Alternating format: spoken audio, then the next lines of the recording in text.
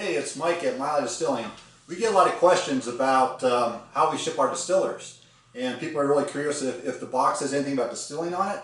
So I just wanted to show you that we ship in a standard brown box. It's a heavy duty box, and there's nothing on the box at all that says anything about distilling. And the shipping label itself, you can't see it from there, but it just says Kermit's Products, and it'll have the shipping address, and that's it. All right. So I want to take the still out of the box. I want to go ahead and pack the column and hook it up for you so you can see exactly how to connect everything. All right. That's Jason, the manager behind the camera. Hi guys. He's been with me now for 3 years. When you call, a lot of times to talk to Jason, he's taken distilling classes and he's ran these stills many times. He's very familiar with distilling. If you have any questions, ask for Jason. So we try to pack these pretty well because you know how shipping carriers can be. They can just open the door and kind of push them out. I've seen that happen a lot. A lot of times our boxes get there and they're bashed up and everything's fine inside because the stills are basically pretty bulletproof. This is our dual purpose distiller. I've been building these now for like 12 years and they're just bulletproof. They work great as a pot still and a reflux still. And let me set this aside and I want to show you how to pack it and hook up the hoses. Hold on. Let me pull out the rest of the stuff here. So can, it's a little heavy. Get this away. Of course, I want to thank everybody out there. You've made Mile Hi a great company. It's been a pleasure working for you. All right, the milk can.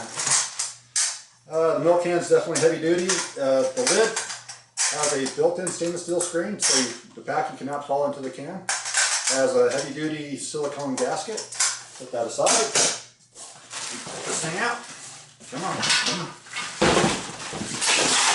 All right.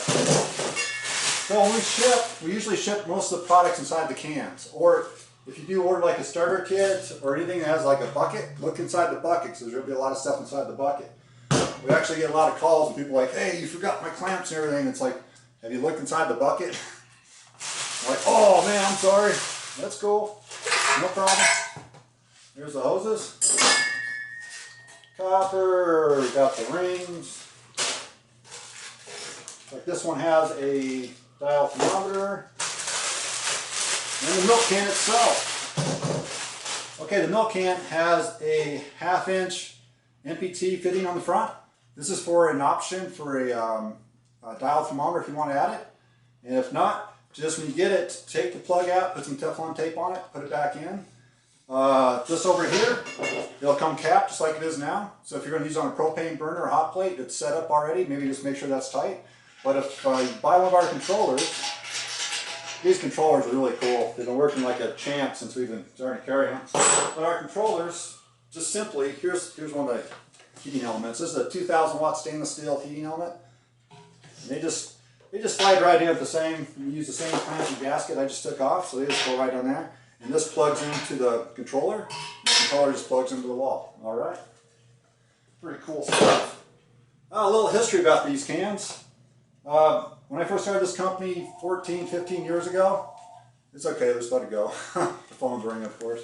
When I first started this company about 14, 15 years ago, we used to take dairy pails and we'd actually cut a hole on top of the dairy pail and would flip them rim to rim. We'd actually weld all the way around the rim.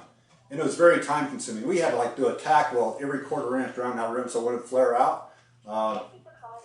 It was a real pain in the butt. So I was looking around one day on homedistiller.org and I came across an old photo of somebody using a milk can for a boiler. And like, oh man, the light bulb, boing, just went off. It was just, what a great idea. So I ordered some milk cans. I found a company that made these heavy duty, beautiful, nice milk cans. And I had them modified just for distillers. I had the clamp down, the silicone gaskets. We added the fittings. And also, we had the bottoms changed sort of basically flat. So you use this on a hot plate or a propane burner, right? And this, it has a rim at the bottom. So it's like it sticks down like a 1/3 of an inch. And this rim, just like a safety band, it just helps straighten up the can. That's all there is to it. So, as you can see, all the other companies now are all selling milk cans, stills. So far it's basically became a standard since we started selling these about 14 years ago, or 13 years ago. But all right, let me set this aside. Let me show you how to pack the column. Have I forgotten anything yet? Nope, so far so good. Okay, great. I don't care how many of these videos I do. For some reason, I always get nervous when I'm doing these videos. I just gotta figure you folks are, you know, regular people like me. But okay, the copper. It's very simple to do. You get a roll of copper like so. All you do is you roll it up. Just kind of halfway snug, but not like, don't have to like push it down really hard or anything. Just roll it up. You want to roll it up till you think it's going to fit into the column somewhat snug. Not too tight. As you can see, I'm just kind of rolling it. I'm not pushing down. Just going to make sure that's going to fit. Okay. Regular scissors cuts it up. You take that, push it in from the bottom.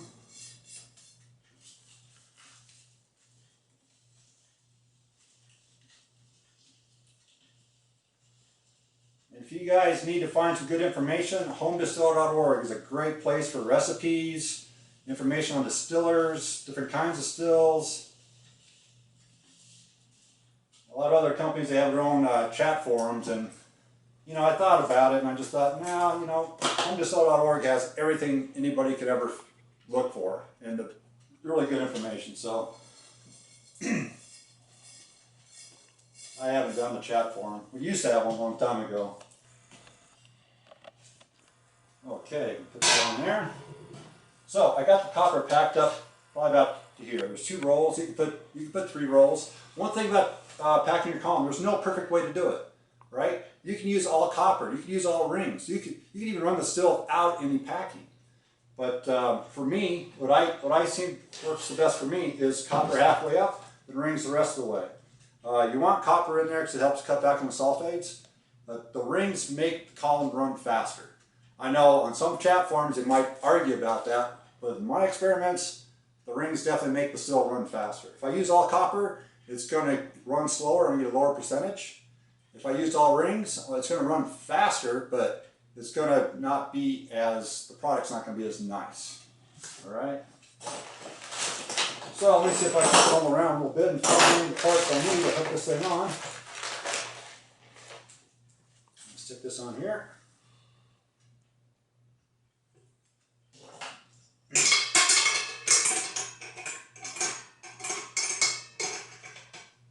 It's kind of hard to do by yourself.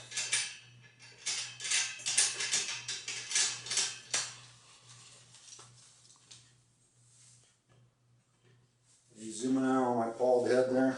No, I wasn't. Yeah, right. I need the clamp on the milk can.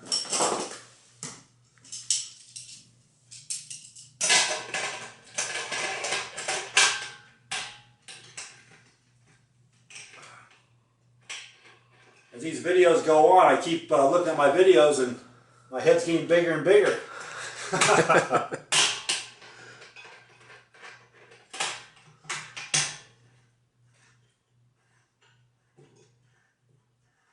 Okay, we got that connected. And one thing great about these tri-clamp fittings, you always get a good seal. They're just heavy duty, they're going to last forever. These stills are, you know, 16 gauge, super polished tubing, heavy duty stuff. They're gonna last you a lifetime and then some.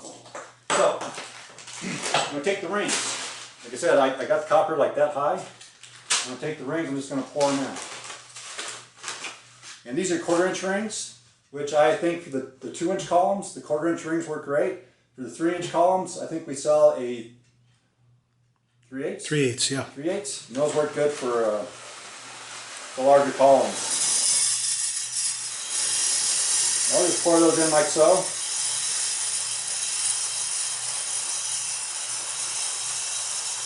You want to fill up right above the reflux jacket.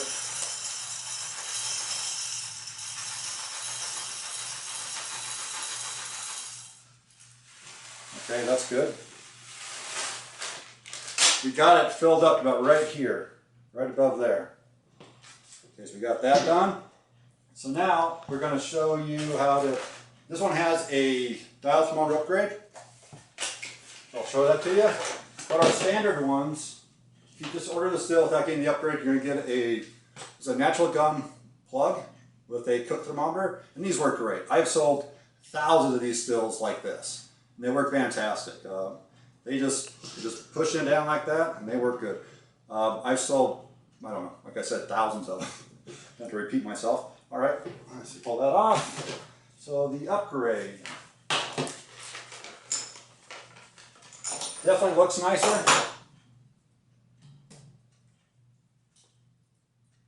but it's not necessary.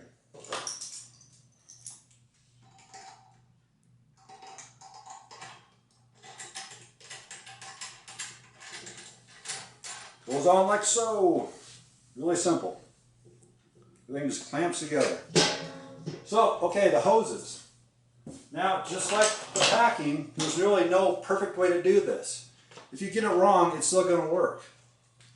And you got to experiment, see what works the best for you. But what I like to do is these have regular garden hose emitters. So these just plug in, just screw into any garden hose, or you can go down to the hardware store and get the connector to go in your kitchen sink if you want. But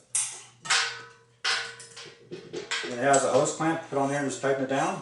So I'll have the water going in the bottom of this condenser, the bottom of the condenser right here. On top of this condenser has kind of a kink in it. And you can cut these down. You don't have to keep them this late. Go on top there and over to the reflux jacket on the tower. Right? So it comes up here, out the top, down the bottom of the reflux. From the top of the reflux is back out to your drain. Now, one thing I want to point out is this is the same way you hook up your water lines on a torpedo tower too. The torpedo, the 3-inch torpedo, it has has a chamber inside the column, but it has the same fittings basically. You got 2 fittings that stick out, so it's the same exact way you hook it up. So the same way you pack it, everything, right? So that's about it for that. Oh, the cleaning run. I do get a lot of questions about, hey, how should I clean my still? What I do myself, I run about 4 or 5 gallons of water, and I just let it boil let the still run for about 3-4 hours. And I do it that way. And I'll make a wash out of turbo yeast, and I'll run that. And the first quart I get out, we'll have some oils and stuff from the stainless, but I'll throw that first quart away or save it for fire starter or cleaners or whatever. But then I'll keep the rest, and next time I distill again, I'll throw it back in the wash. You can just redistill it afterwards, but make sure you add 50% water to it. You don't want to be distilling something that's, let's say, 190 proof. You want to cut it back down to, let's say, 100 proof at least, all right? But on homedistiller.org, and I've talked to a lot of people, they like using white vinegar. You can buy this stuff at Walmart, pretty cheap. I think this is like $6-7 for a gallon. So you can get a couple gallons of this, 50-50 mix. So if you put 2 gallons of vinegar in here, 2 gallons of water, and run it that way for a couple hours, and that'll clean it up. And what other people say is just do a sacrificial run, which I think turbo yeast work great for that, a 48-hour turbo yeast, and just do like a regular wash, and basically throw it away, or like I said before, save it as a cleaning fluid or fire starter. The stuff, we use it all the time here in the shop, just to cleaning parts. So it actually works really good for cleaning up the parts. But anything I forgot, Jason?